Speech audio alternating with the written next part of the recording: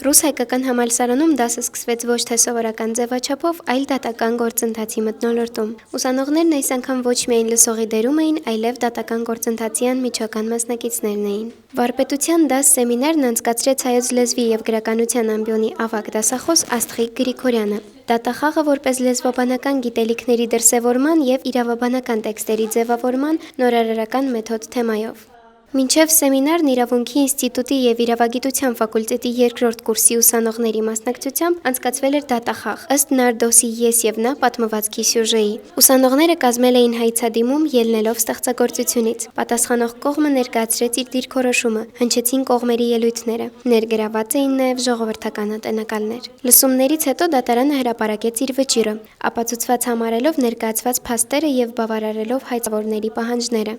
Մի հետաքրքիր միաձուլում էր, որտեղ միաձուլված էր մի կողմից հայոց լեզուն,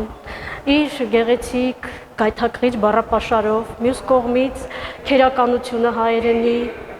ինչ որտեղ հեշտ, ինչ որտեղ շատ բարդ, որտեղ նրանք պետք է տեքստեր կազմեին իրավաբանական,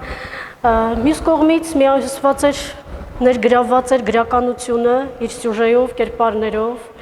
եւ մյուս կողմից իրավունքը, իրավաբանությունը, իր իրավաբանական բարդ լեզվով։ Այս ձևաչափը ցույց տվեց, որ գեղարվեստական տեքստը կարող է դառնալ ոչ միայն վերլուծության, այլև գործնական աշխատանքի հիմք։ Ուսանողները միաժամանակ կիրառեցին իրենց լեզվական եւ մասնագիտական գիտելիքները, աշխատելով իրականին մոտ պայմաններում։ Սեմինարի ընթացքում բանախոսը ներկայացրեց մեթոդի գաղափարը, նպատակներն ու արդյունքները, ընդգծելով, որ նման մոտեցումներն ուսումնական գործընթացը դարձնում են ավելի կիրառելի եւ արդյունավետ։ Հատկապես ես պետք է նշեմ, որ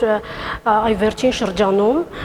արդեն գրական սյուժեների վրա դատախաղեր եղել են,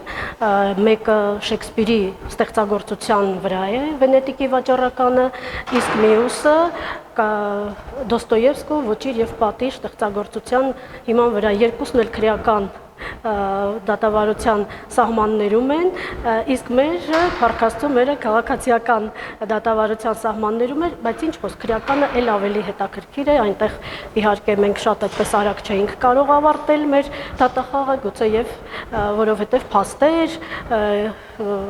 պետք է ներկայացնեին, վկաներ պետք է լինեին եւ այլն, եւ կարծում եմ, որ ապագայում մենք շատ մոտ ապագայում մենք սա կանենք։